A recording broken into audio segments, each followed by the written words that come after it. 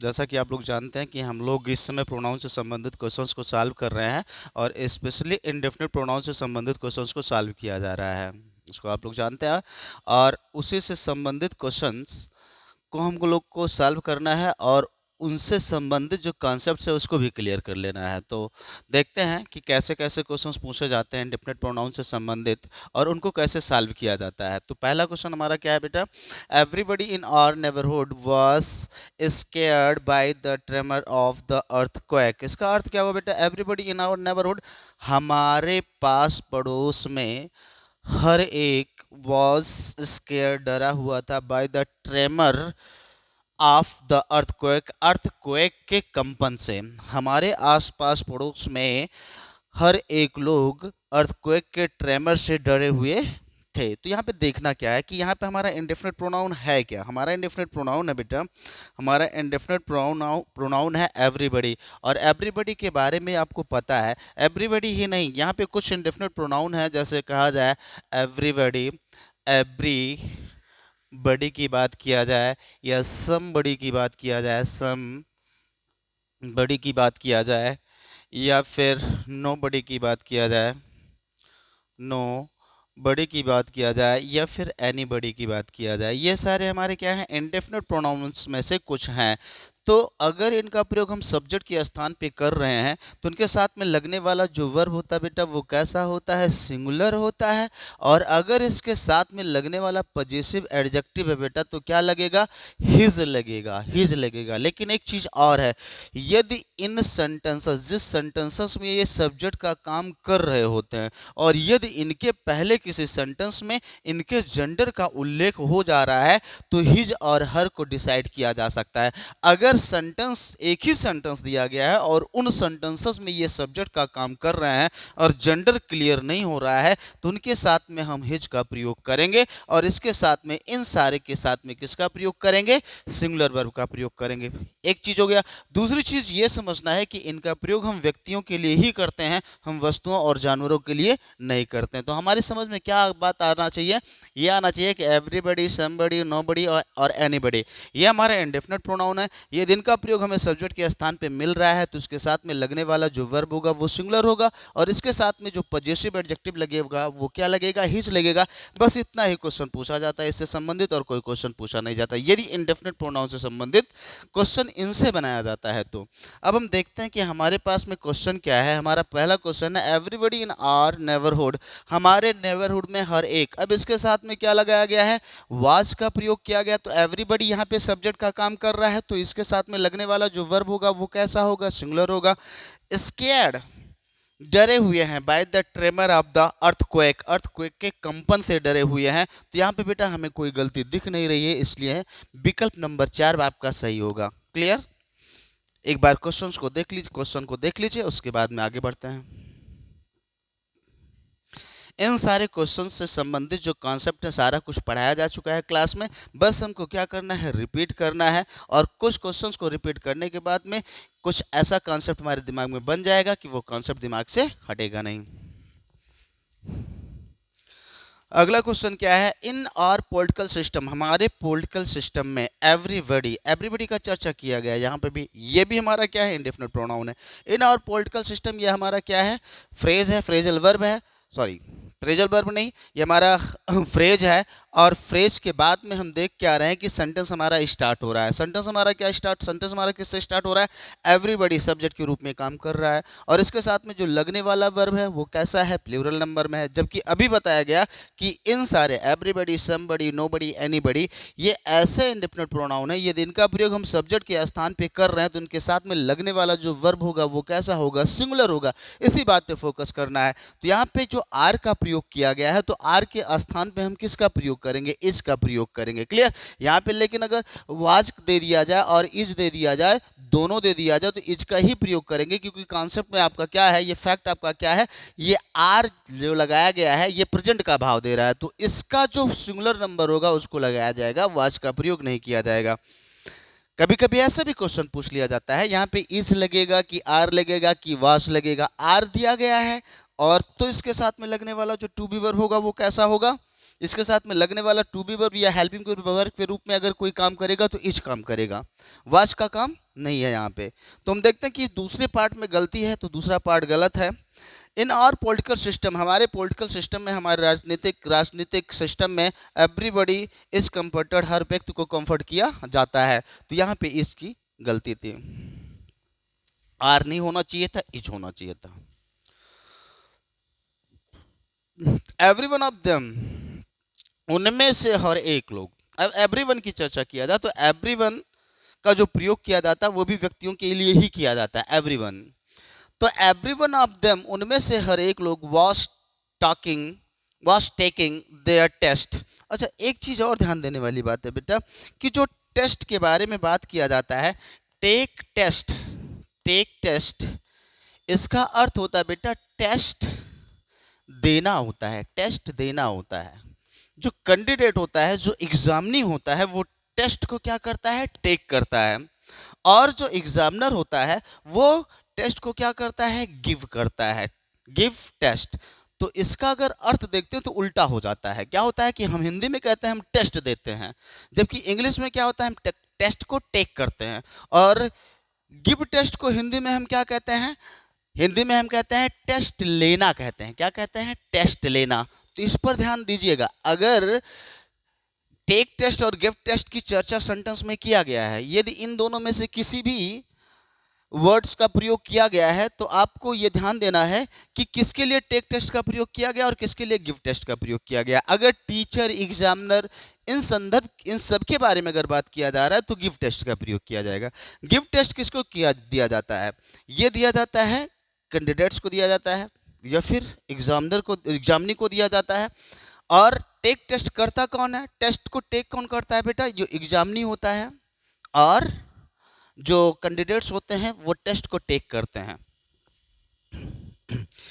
Every one of them, उनमें से हर एक लोग वॉज टेकिंग देयर टेस्ट, अपना टेस्ट दे रहे थे, ये भी होना चाहिए। तो यहाँ पे तो सारी चीज़ें सही है। एवरीवन आपका यहाँ पे सब्जेक्ट है तो इसके साथ में जो लगने वाला वर्ब है वो कैसा है, सिंगुलर है, यहाँ पे कोई दिक्कत नहीं है। दिक्कत का क्या है, यहाँ पे पॉजेसिव एडजेक्टिव के रूप में जो देयर का प्रयोग किया गया है वो गलत है। यहाँ पे जो पॉजेसिव एडजेक्टिव है वो किसके हिसाब से होना चाहिए, सब्जेक्ट के हिसाब से होना चाहिए, एवरीवन। और एवरीवन को क्या कंसीडर किया जाता है, एवरीवन को कंसीडर किया जाता है बेटा सिंगुलर सब्जेक्ट। और इसके साथ में जो लगने वाला वर्ब होगा वो कैसा होगा, सिंगुलर होगा। और अगर इसके साथ में पॉजेसिव एडजेक्टिव का प्रयोग करना होगा तो हिज या हर में से या इट्स में से कोई इसका एक का प्रयोग किया जाएगा। तो यहाँ पे इसका जेंडर क्लियर नहीं हो रहा, तो यहाँ पे हम किसका प्रयोग कर देंगे बेटा, हिज का प्रयोग कर देंगे और सेंटेंस हमारा क्या हो जाएगा, सही हो जाएगा। होना क्या चाहिए, everyone of them was taking his test. और कोई गलती नहीं है। गलती कहाँ पे है, यहीं पे है, तीसरे पार्ट में गलती है, तीसरे पार्ट में गलती है। नेक्स्ट सेंटेंस देखते हैं बेटा, we each has different needs and interest. अब यहाँ पे देखिएगा बेटा, यहाँ पे वी का प्रयोग किया गया है और इसके बाद में किसका प्रयोग किया गया, ईच का प्रयोग किया गया। यहाँ पे ये प्रोनाउन का काम कर रहा है। तो यहाँ पे देखना क्या है, वी ईच हैज, हम प्रत्येक हैज डिफरेंट नीड्स, अलग अलग नीड्स रखते हैं, एंड इंटरेस्ट और रुचियां रखते हैं। तो यहाँ पे दिया क्या गया है, जो ईच का प्रयोग किया गया इसके हिसाब से यहाँ पे वर्ब का प्रयोग नहीं किया जाएगा। किसके हिसाब से वर्ब का प्रयोग किया जाएगा, वी के हिसाब से किया जाएगा, ईच ही आएगा। और कभी कभी यहाँ पे एवरी दे दिया जाता है, एवरी नहीं होता बेटा। अगर प्लूरल प्रोनाउन है या प्लूरल नाउन है और उसके साथ में एवरी और ईच में से किसी एक का चुनाव करना होगा तो हम ईच का चुनाव करेंगे। लेकिन हमें ये भी ध्यान में रखना चाहिए कि ऐसे सेंटेंसेस में जो हेल्पिंग वर्ब लगता है या टू बी वर्ब लगता है वो किसके द्वारा गवर्न होता है, वी के द्वारा गवर्न होता है। यहाँ पे किसका प्रयोग करना चाहिए, हैव का प्रयोग करना चाहिए, तब सेंटेंस हमारा क्या हो जाएगा, सही हो जाएगा। We each have different needs and interest. तो यहाँ पर गलती कहाँ है, यहाँ पे गलती पहले वाले सेंटेंस में है, तो इसलिए यहाँ पे परिवर्तन करने की आवश्यकता थी जो कि परिवर्तन किया जा चुका है। अगला सेंटेंस देखें। सेंटेंस है, we every wanted the bedroom with the balcony, so we tossed a coin to decide। यहाँ पे देखिए अभी चर्चा की गई थी, अगर वी के बाद में या दे के बाद में या फिर यू के बाद में ईच और एवरी में से किसी एक का चुनाव करना होगा तो हम किसका चुनाव करेंगे? ईच का चुनाव करेंगे, हम एवरी का चुनाव नहीं करेंगे। एवरी का प्रयोग नहीं किया जाता है। एवरी का प्रयोग किस संदर्भ में किया जाता है? पजेसिव एडजेक्टिव के संदर्भ में किया जाता है, जिसके बाद में कोई ना कोई नाउन अवश्य आता है, जैसे every person, every student, every man, every lawyer, every book. तो एवरी का प्रयोग किस रूप में किया जाता है? एडजेक्टिव के रूप में किया जाता है, और उसके बाद में किसी न किसी नाउन का प्रयोग अवश्य किया जाता है। जबकि ईच के साथ में ऐसा नहीं, ईच प्रोनाउन का काम करता है और वी और प्रोनाउन को एम्फेसाइज करने के लिए ईच का प्रयोग यहाँ पे किया जाता है। तो होना क्या चाहिए? तो एवरी का प्रयोग गलत है, ईच का प्रयोग सही है। होना क्या चाहिए? We each wanted the bedroom, हम बेडरूम चाहते थे विद द बालकनी, बालकनी वाला जो बेडरूम है उसे हम चाहते थे। So we tossed a coin, इसलिए हम लोगों ने एक टॉस किया, एक क्वाइन को उछाला, टू डिसाइड, ये निश्चित करने के लिए कि किसके पास में बेडरूम और बालकनी होना चाहिए। तो यहीं पे गलती थी। अगला देखते हैं question. Every one of them were given his chair and table. यहाँ पे देखिए सब्जेक्ट के रूप में क्या दिया गया है? एवरीवन दिया गया है। ऑफ देम, उनमें से हर एक लोग, वर गिवन, दिए गए, गलत है। पैसिव वॉइस में सेंटेंस है ना, तो सब्जेक्ट के हिसाब से यहाँ पे किसका प्रयोग किया जाना चाहिए? सब्जेक्ट आपका क्या है? एवरीवन है। इस हिसाब से यहाँ पे किसका प्रयोग किया जाना चाहिए? वाज का प्रयोग किया जाना चाहिए। Every one of them was given, बताया गया एवरीवन का प्रयोग यदि सब्जेक्ट के स्थान पर किया जा रहा है तो उसके साथ में जो लगने वाला वर्ब होगा वो कैसा होगा? सिंगुलर ही होगा, चाहे वो टू बी वर्ब होगा चाहे हेल्पिंग वर्ब होगा। तो यहाँ पे एवरीवन ऑफ देम के बाद में वर्ब का प्रयोग जो कर दिया गया था ये गलत है। यहाँ पे होना क्या चाहिए? वाज होना चाहिए। तब सेंटेंस हमारा क्या बनेगा? Everyone of them was given his chair and table, उनमें से हर एक लोगों को उनका चेयर और टेबल दिया गया। यहाँ पे देखिएगा हिज का प्रयोग एवरीवन के हिसाब से किया गया है ना, बताया गया था कि एवरीवन का प्रयोग यदि सब्जेक्ट के स्थान पर किया जा रहा है तो उसके साथ में लगने वाला जो पजेसिव एडजेक्टिव होगा वो कैसा होगा? हिज होगा, अगर जेंडर नहीं क्लियर हो रहा है तो। तो यहाँ पे हिज का प्रयोग तो सही दिया गया था लेकिन वर का प्रयोग गलत दिया गया था, तो यहाँ पे पार्ट 2 में गलती है। अगला सेंटेंस देखते हैं। Each of the employees has to arrange her own vehicle.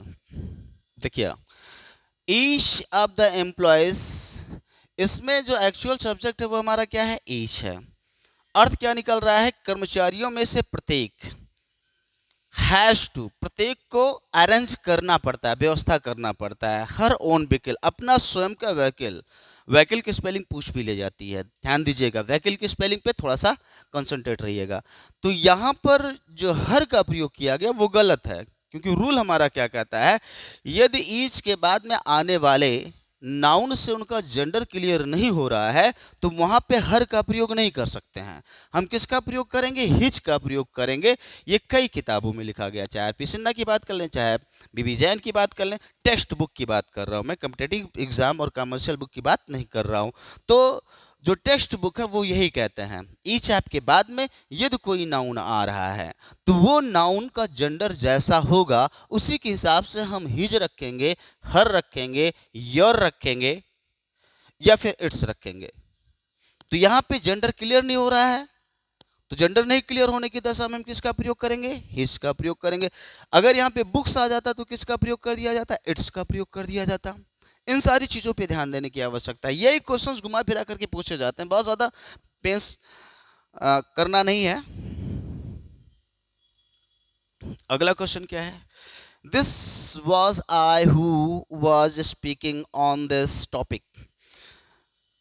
This बताया गया था कि दिस का प्रयोग किसके लिए किया जाता है? किसी व्यक्ति, वस्तु इत्यादि को इंट्रोड्यूस करवाना होता है तो हम किसका प्रयोग करते हैं?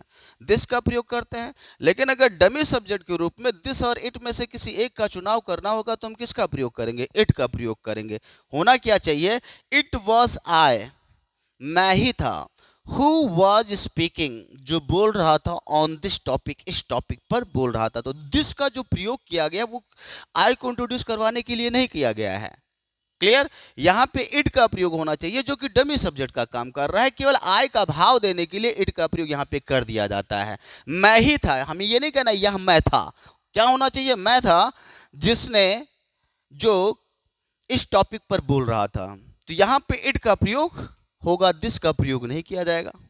और एक चीज और ध्यान दीजिएगा, ये तो डमी सब्जेक्ट के रूप में इट का प्रयोग किया जा रहा है और वाज आ रहा है। वाज हमारा क्या है, टू बी वर्ब है, और टू बी वर्ब के बाद में आने वाला जो भी प्रोनाउन होता है वो नॉमिनेटिव केस में होता है, कभी भी इसको एक्यूजेटिव केस में नहीं रख सकते। नहीं बोल दो कि it was me, it was my self, it was her, it was him, it was them ना। जो भी प्रोनाउन आएगा टू बी वर्ब के बाद में वो नॉमिनेटिव केस में होगा। आपको बार बार बताया गया कि इज, एम, आर, वाज, वर के बाद में यदि वर्ब का आईएनजी फॉर्म या वर्ब का थर्ड फॉर्म नहीं आ रहा है तो यही इज, एम, आर, वाज, वर किसका काम करने लगते हैं, टू बी वर्ब का काम करने लगते हैं। और टू बी वर्ब के बाद में आने वाला जो भी प्रोनाउन होता है वो नॉमिनेटिव केस में आता है। तो गलती कहाँ थी, यहीं पे गलती थी, यहाँ पे इट का प्रयोग किया जाना चाहिए। अगला sentence, how do anybody get any work done, कैसे कोई व्यक्ति किसी काम को करवाता है। तो हम देख क्या रहे हैं कि सेंटेंस हमारा कैसा है, W H type interrogative sentence है ना। W H type interrogative sentence में देख क्या रहे हैं, सबसे पहले हाउ का प्रयोग किया गया है और उसके बाद में किसका प्रयोग किया गया, हेल्पिंग वर्ब का प्रयोग किया गया। प्रेजेंट इंडेफिनिट टेंस का सेंटेंस है और उसके बाद में हमको मिल क्या रहा है, सब्जेक्ट मिल रहा है, एनीबॉडी मिल रहा है। तो यहाँ पे सेंटेंस में कोई भी सेंटेंस होता है उसमें जो हेल्पिंग वर्ब लगता है वो किसके हिसाब से लगता है, सब्जेक्ट के हिसाब से लगता है। ये तो आपका क्वेश्चन वर्ड हो गया, इंट्रोगेटिव एडवर्ब है ये, और ये हमारा क्या है, हेल्पिंग वर्ब है। प्रेजेंट इंडेफिनिट टेंस में हेल्पिंग वर्ब का प्रयोग किया गया। चूंकि ये एनीबॉडी है आपका कैसा सब्जेक्ट है, सिंगुलर सब्जेक्ट है, ये प्रोनाउन है और किसका भाव देता है, ये सिंगुलर का भाव देता है और सब्जेक्ट के स्थान पर आया है तो यहाँ पे डू का प्रयोग करना गलत माना जाएगा। किसका प्रयोग किया जाना चाहिए, डज का प्रयोग किया जाना चाहिए, तब सेंटेंस आपका कैसा होगा, सही होगा।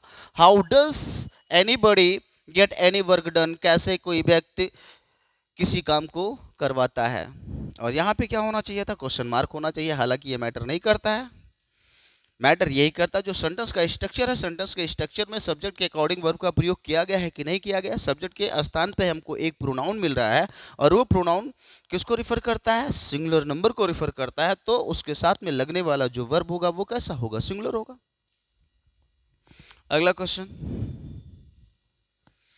आई thought I heard someone outside but when I looked there weren't anybody there. यहाँ पे देखिए, आई थॉट आई हर्ड, मैं सोचा था आई हर्ड समवन आउटसाइड कि कोई बाहर है, but when I looked there, लेकिन जब मैंने देखा देयर वरंट, यहाँ पे बेटा देखो 2 बार देयर का प्रयोग किया गया। यहाँ पे ये वाला देयर हमारा क्या है, इंट्रोडक्टरी सब्जेक्ट है, और यहाँ पे देयर, यहाँ पे ये वाला देयर क्या है, ये हमारा एडवर्ब ऑफ प्लेस है। देयर वरंट एनीबॉडी, कोई नहीं था, कहाँ पे, देयर, वहाँ पर। तो हम देख क्या रहे हैं कि ऐसे सेंटेंस आपको बार बार बताया गया है कि ऐसा सेंटेंस जिसमें देयर इंट्रोडक्टरी सब्जेक्ट का काम करता है उसमें के बाद में जो लगने वाला जो वर्ब होता है, टू बी वर्ब होता है, वो किसके हिसाब से होता है, किसके हिसाब से होता है, बॉय इन द हॉल। जहां पे देयर इंट्रोडक्टरी सब्जेक्ट का काम करता है, ऐसे सेंटेंसेस में जो लगने वाला टू बी वर्ब होता है वो कंप्लीमेंट के नंबर के आधार पर होता है। कंप्लीमेंट के स्थान पे क्या आया है, अ बॉय आया है, तो यहाँ पे या तो इज का प्रयोग किया जाना चाहिए या तो वाज का प्रयोग किया जाना चाहिए। अगर इसी सेंटेंस को ऐसे लिखा जाए, there 40 students in the class, तो यहाँ पे इज का प्रयोग करना उचित है नहीं। अब आपके दिमाग में आ रहा होगा कि देयर के साथ में इज का प्रयोग किया जाना चाहिए, देयर के साथ में वाज का प्रयोग किया जाना चाहिए ना। देयर के हिसाब से वर्ब का प्रयोग किया ही नहीं जाता है। देयर के बाद में जो कंप्लीमेंट के स्थान पर आया हुआ नाउन रहता है, अगर वो काउंटेबल नाउन है और प्लूरल नंबर में है तो वहाँ पे किसका प्रयोग किया जाना चाहिए, टू बी वर्ब के स्थान पे आर का प्रयोग किया जाएगा या वर का प्रयोग किया जाएगा। तो यहाँ पे क्वेश्चन क्या कह रहा है, यहाँ पे क्या है, देयर वरंट एनीबॉडी, एनीबॉडी आपका क्या है, कंप्लीमेंट है, और एनीबॉडी का प्रयोग किस नंबर में किया जाता है, सिंगुलर नंबर में किया जाता है। अगर ये सिंगुलर नंबर में तो इसके साथ में किसका प्रयोग किया जाना चाहिए, वजंट का प्रयोग किया जाना चाहिए, वरंट का प्रयोग करना गलत हो जाएगा। भाई ये आपका इंट्रोडक्टरी सब्जेक्ट हो गया, ये हमारा टू बी वर्ब हो गया और नॉट हो गया, और एनीबॉडी हमारा क्या हो गया, कंप्लीमेंट हो गया। चूंकि कंप्लीमेंट हमारा कैसा है, सिंगुलर है, इसलिए देयर के बाद में आने वाला जो टू बी वर्ब होगा वो कैसा होगा, सिंगुलर होगा। देयर के अकॉर्डिंग हम टू बी वर्ब का प्रयोग नहीं करते हैं। देयर जिस सेंटेंस में इंट्रोडक्टरी सब्जेक्ट का काम करता है उस सेंटेंस में देयर का कोई शाब्दिक अर्थ होता भी नहीं है। जैसे यहाँ पे ये कहा जाए कि there is a boy in the hall, तो यहाँ पे ये नहीं इसका अर्थ होगा कि वहाँ हाल में एक लड़का है ना, ये नहीं होगा, हाल में एक लड़का है। अगर ये कहें there are 40 students in the class, तो हम इसको ऐसा नहीं कहेंगे वहाँ क्लास में 40 लड़के हैं। देयर यहाँ पे इंट्रोडक्टरी सब्जेक्ट का काम कर रहा है, इसका काम खत्म। ये आया, सेंटेंस बनाया, ये अपने घर, और इसका अर्थ क्या निकल रहा है कि क्लास में 40 स्टूडेंट्स थे। और 40 की स्पेलिंग देख लीजिएगा, FOURTY नहीं होता है, FORTY होता है। यहाँ पे देयर का कोई शाब्दिक अर्थ नहीं होगा ना, तो देयर के अकॉर्डिंग यहाँ पे टू बी वर्ब का प्रयोग किया जाएगा कंप्लीमेंट के नंबर के आधार पे। यदि कंप्लीमेंट आपका काउंटेबल है और वो सिंगुलर नंबर में आया है तो उसके साथ में लगने वाला जो वर्ब होगा, देयर के बाद में आने वाला जो टू बी वर्ब होगा वो सिंगुलर होगा। अगर कंप्लीमेंट आपका प्लूरल है तो देयर के बाद में आने वाला जो टू बी वर्ब होगा वो कैसा होगा, प्लूरल होगा। अगला क्वेश्चन, ये तो हो गया। Everybody should mind their own business. Everybody यहाँ पे किसका प्रयोग किया गया, एवरीबडी। एवरीबडी का प्रयोग बताया गया, अभी आपको बताया गया, इंडेफिनिट प्रोनाउन के रूप में बताया गया, एवरीबडी, एनीबडी, नोबडी, एनीबडी। तो अगर ये सब्जेक्ट के स्थान पे आ रहे हैं तो उसके साथ में लगने वाला जो वर्ब होगा वो कैसा होगा, सिंगुलर होगा। हालांकि शुड हमारा क्या है, ये मॉडल्स है, इसका प्रयोग हम सब्जेक्ट के अकॉर्डिंग तो करते नहीं हैं, तो ये तो सही ही है।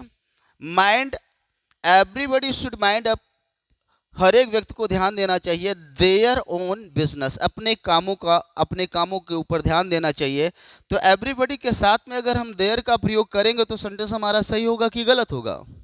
हर एक लोग को अपने बिजनेस पे ध्यान देना चाहिए, अपने काम पर दिमाग देना चाहिए, दिमाग लगाना चाहिए। तो यहाँ पे देयर का प्रयोग गलत है, क्योंकि सब्जेक्ट आपका कैसा है, एवरीबडी है, और एवरीबडी के साथ में लगने वाला जो पॉजिटिव एडजेक्टिव होगा वो कैसा होगा, या तो हिज होगा या तो हर होगा, यही तो होगा। चूंकि इसका जेंडर क्लियर नहीं हो रहा है तो हम बाध्य हैं to use his, we are compelled to use his in place of their, we can't use their because everybody is considered as a singular number pronoun. Clear? यहाँ पे और कोई गलती है नहीं, दो पार्ट में, पार्ट नंबर 2 में गलती है। नेक्स्ट सेंटेंस है एवरीवन ऑफ देम। एवरीवन का भी प्रयोग किसके लिए किया जाता है, व्यक्तियों के लिए ही किया जाता है। ए भी इंडेफिनिट प्रोनाउन है। एवरीवन ऑफ देम थिंग्स, उनमें से हर एक लोग सोचते हैं कि दे आर राइट। सेंटेंस देखिएगा, थोड़ा सा सेंस भी निकालने का प्रयास करिएगा तो ये सेंटेंस सही लगेगा। एवरीवन ऑफ देम, उनमें से हर एक लोग सोचते हैं कि दे आर राइट, कि वे ठीक हैं। कौन ठीक है, हर एक लोग सोचते हैं, ये एवरीवन सोचता है कि एवरीवन क्या है, ठीक है। तो अगर एवरीवन के लिए प्रोनाउन का प्रयोग करना होगा तो हमें किसका प्रयोग करना है, ही या सी में से किसी एक का प्रयोग करना है। क्योंकि जेंडर इसका क्लियर नहीं कि मस्कुलिन जेंडर है कि फेमिनिन जेंडर है, यहाँ से देम से क्लियर नहीं हो रहा है, एवरीवन ऑफ देम से क्लियर नहीं हो रहा है कि एवरीवन का जेंडर क्या है। तो हम ही और ही से संबंधित प्रोनाउन का ही प्रयोग करेंगे। ही का प्रयोग कर सकते हैं, हिज का प्रयोग कर सकते हैं, हिज का प्रयोग कर सकते हैं, और हिज नहीं, हिमसेल्फ का प्रयोग कर सकते हैं। ये होना चाहिए। तो यहाँ पर होगा क्या बेटा, एवरीवन के लिए ही का प्रयोग किया जाएगा। चूंकि ही आपका कैसा है, सिंगुलर नंबर में है, तो इसके साथ में जो लगने वाला वर्ब होगा वो कैसा होगा, सिंगुलर ही होगा। तो यहाँ पे गलती दो जगह थी। एवरीवन ऑफ देम, उनमें से हर एक लोग सोचते हैं कि वह सही है। तो यहाँ पे एवरीवन के स्थान पे जो दे का प्रयोग किया गया ये गलत है। यहाँ पे किसका प्रयोग होना चाहिए, ही का प्रयोग होना चाहिए। और इसके साथ में आर का प्रयोग तो किया नहीं जाएगा, क्योंकि हमको पता है कि ही के साथ में लगने वाला चाहे टू बी वर्ब होगा चाहे हेल्पिंग वर्ब होगा वो हमारा कैसा होगा, सिंगुलर होगा। इसको देख लीजिएगा थोड़ा सा।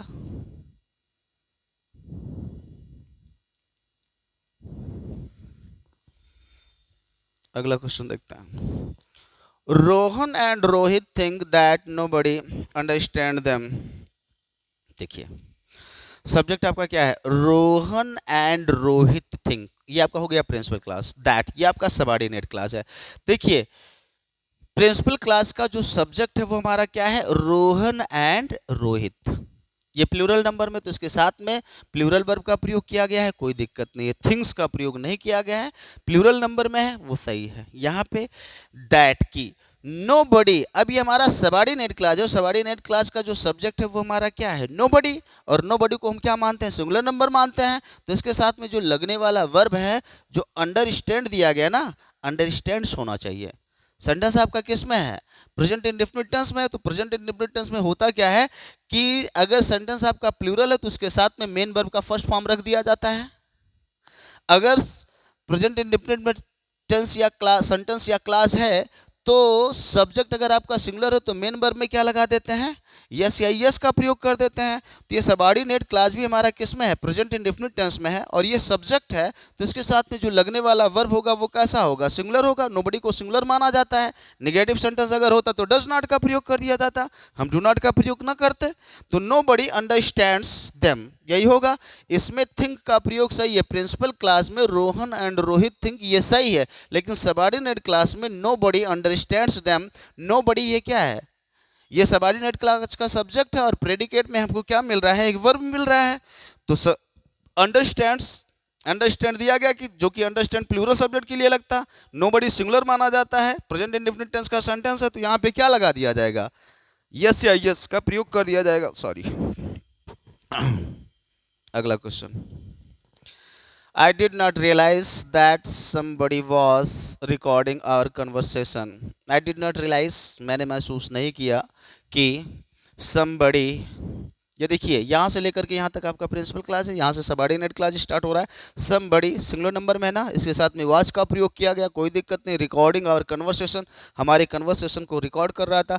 I did not realize, मैंने महसूस नहीं किया या ध्यान नहीं दिया कि somebody, कुछ लोग या कुछ एक हमारे वार्तालाप को रिकॉर्ड कर रहे हैं। इसमें कोई दिक्कत नहीं है, दिक्कत somebody was recording our conversation. I did not realize, conversation दो लोगों के बीच में हो रही थी ना, तो आई के साथ में, आई अकेले कन्वर्सेशन कर नहीं सकता, तो माई का प्रयोग होगा नहीं, आर सही है। ये नहीं कह सकते हैं कि somebody was recording my conversation, नहीं, आर कन्वर्सेशन, क्योंकि कन्वर्सेशन दो लोगों के मध्य में ही होता है। At least between two person conversation is established. तो यहाँ पे क्या होगा, आर का प्रयोग सही है। अगला question, somebody has paid their debt to society, ये डेट पढ़ा जाता है बेटा, डेप्ट नहीं पढ़ा जाता है। somebody has paid, somebody का प्रयोग यहाँ पे सब्जेक्ट के स्थान पर किया गया है, ये सिंगुलर नंबर में होता है, आप जानते हैं। इसके साथ में लगने वाला जो वर्ब होता है वो सिंगुलर होता है, पेड। अब दिक्कत यहाँ पे आ रही है, देयर somebody के साथ में सिंगुलर वर्ब का प्रयोग किया गया है, लेकिन जिसके साथ में पजेसिव एडजेक्टिव का प्रयोग किया गया वो गलत है। देयर नहीं होना चाहिए, क्या होना चाहिए, हिज होना चाहिए। यस, somebody has paid, कुछ एक लोग अपने डेप्ट को, सोसाइटी के प्रति अपने डेट को, अपने कर्ज को पे कर चुके हैं। तो यहाँ पे हिज में गलती थी और कहीं कोई गलती नहीं थी। हमको पता था कि somebody के साथ में लगने वाला जो वर्ब होगा वो सिंगुलर होगा और उसके साथ में लगने वाला जो पजेसिव एडजेक्टिव होगा वो कैसा होगा, सिंगुलर होगा। अगला क्वेश्चन देखिएगा, everybody were asked to remain quiet in the infirmary. Infirmary में मीन्स पूछ होता क्या है, जहाँ पे रोगीशाला, रोगियों को रख करके जहाँ पे उनका इलाज किया जाता है उसको इन्फर्मरी कहा जाता है। क्लियर, ये वन सब्स्टिट्यूशन में पूछा जाता है। देखते हैं सेंटेंस में गलती क्या है। एवरीबडी पैसिव वॉइस में है, वर आस्क्ड गलत है। एवरीबडी या एवरीवन, इसके साथ में किसका प्रयोग किया जाना चाहिए, सिंगुलर वर्ब का प्रयोग किया जाना चाहिए। एवरीबडी वाज आस्क्ड, सारे हर एक लोगों से कहा गया, हर एक से कहा गया, टू रिमेन क्वाइट, शांत रहने के लिए। इन द इन्फर्मरी, इन्फर्मरी में, रोगीशाला में क्वाइट रहने के लिए, शांत रहने के लिए कहा गया। क्वाइट 3 प्रकार का होता है बेटा, इसके बारे में जानते हैं आप लोग, चर्चा भी की जा चुकी है। ये हमारा क्विट है। क्विट मीन्स क्या होता है, अबॉन्डन होता है, फोरसेक होता है, गिव अप होता है। एक वर्ड क्या होता है, क्वाइट होता है, इसका मतलब क्या होता है, कंप्लीट या अटर होता है। और एक क्या होता है, QUIET, इसका मतलब क्या होता है, serene होता है, शांत होता है। यहाँ पे क्वाइट का प्रयोग किया गया है जो कि सही है। यहाँ पे वाच का प्रयोग किया जाना चाहिए, वर्क का नहीं, क्योंकि एवरीबडी आपका क्या है, सिंगुलर नंबर का प्रोनाउन है। और अगर ये सब्जेक्ट के स्थान पे आएगा तो इसके साथ में हम सिंगुलर वर्ब का ही प्रयोग करेंगे या सिंगुलर टू बी वर्ब का प्रयोग करेंगे। अगला क्वेश्चन क्या है, दे नीड समवन लाइक यू, उन्हें तुम जैसे लोगों की आवश्यकता है, कुछ तुम लोग की तरह आवश्यकता है। समवन हु अंडरस्टैंड, समवन यहाँ पे हु किसका एंटीसीडेंट है, समवन का एंटीसीडेंट है, तो हु रिलेटिव प्रोनाउन है, तो इसके बाद में आने वाला जो वर्ब होगा वो किसके हिसाब से होगा, इसके एंटीसीडेंट के हिसाब से होगा। समवन को हम क्या मानते हैं, सिंगुलर नंबर का प्रोनाउन मानते हैं। तो अगर प्रेजेंट इंडेफिनिट टेंस में लिखा गया है तो उसके साथ में क्या लग जाएगा, हु के बाद में आने वाले वर्ब के साथ में यस का प्रयोग कर दिया जाएगा। They need someone like you, वे तुम जैसे लोगों को, तुम जैसे लोगों की आवश्यकता है, sorry, they need someone like you, उन्हें तुम जैसे लोगों की आवश्यकता है। और उसके बाद में बात खत्म होती, बात आगे बढ़ती है, समवन वे कुछ लोग, हु अंडरस्टैंड्स जो समझते हैं, बिजनेस मेथड्स बिजनेस या व्यापार के तरीकों को या पद्धति को समझते हैं, उनकी आवश्यकता है। तो समवन चूंकि किसका एंटीसीडेंट है, हु का एंटीसीडेंट है, और ये रूल है कि रिलेटिव प्रोनाउन के बाद में जो आने वाला वर्ब होता है वो रिलेटिव प्रोनाउन के हिसाब से नहीं होता, रिलेटिव प्रोनाउन के एंटीसीडेंट के हिसाब से होता है। यदि रिलेटिव प्रोनाउन का एंटीसीडेंट आपका सिंगुलर है तो हु के बाद में या रिलेटिव प्रोनाउन के बाद में आने वाला जो वर्ब होगा वो भी सिंगुलर होगा। अगर रिलेटिव प्रोनाउन प्लूरल है तो रिलेटिव प्रोनाउन के पहले आने वाला एंटीसीडेंट्स अगर प्लूरल है तो उसके रिलेटिव प्रोनाउन के बाद में आने वाला जो वर्ब होगा वो कैसा होगा, प्लूरल होगा। हु हमारा क्या है, रिलेटिव प्रोनाउन है बच्चा, और इसके बाद पहले क्या आ रहा है, सिंगुलर नंबर प्रोनाउन आ रहा है। तो इसके बाद में हु के बाद में आने वाला जो वर्ब होगा वो सिंगुलर नंबर में होगा। तो someone who understands business methods, यही सही होगा।